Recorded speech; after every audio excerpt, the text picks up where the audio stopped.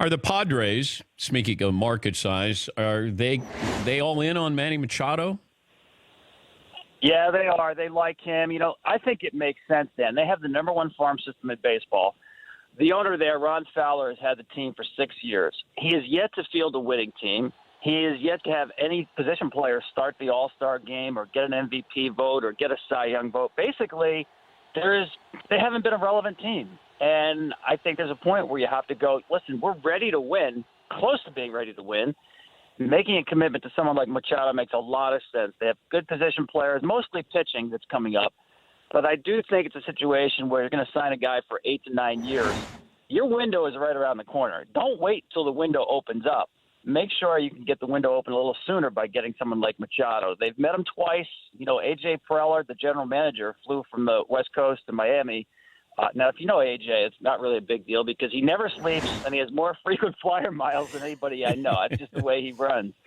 But when you have that second visit, person-to-person, fly cross-country to sit down with Manny in Miami, that told me they're very serious. You're there with the Dodgers in spring training. What's the biggest question that has to be answered with this team? There's not a whole lot of questions, actually. I thought the Pollock signing really completed this team. Dan, I think on paper they're the best team in the National League. And I don't say that because they went, to the World Series 2 years in a row. They are incredibly deep. If you want to ask, nitpick anything, I would say Corey Seager's health. Yeah. I mean, we see him back and he's in uniform. And all right, he's back, he's playing, he's Corey Seager. But that's 2 major surgeries he had, the Tommy John surgery on the throwing arm and the hip surgery as well. I just got to feel you got to give this guy time. I'm talking about half of a season. Even if he's out there, I don't think he's going to be an impact player right away. But so far, at least, they're saying the signs are good. He's on track to be their opening day. But, man, I think this is a team that has more depth than anybody else. They can basically lose anybody on their roster and cover for it really well. And is that why they weren't involved in the Machado or Bryce Harper sweepstakes? Yes. You look since Andrew Friedman got that team, and, he has gone all in on depth more so than the top of the roster.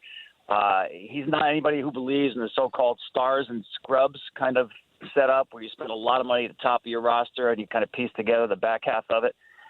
In the last 4 years, he's used 52 players, at least 52 players every year. I mean, it's just incredible what they go through. And I think what you're looking at now, he hasn't stepped out really. I think other than the Kershaw extension, the Jansen contract was the most money he spent.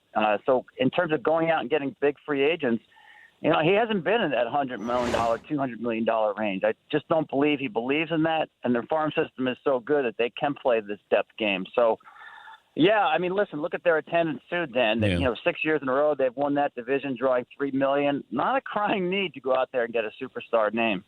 If we talk in a week, Bryce Harper is where and Manny Machado is where?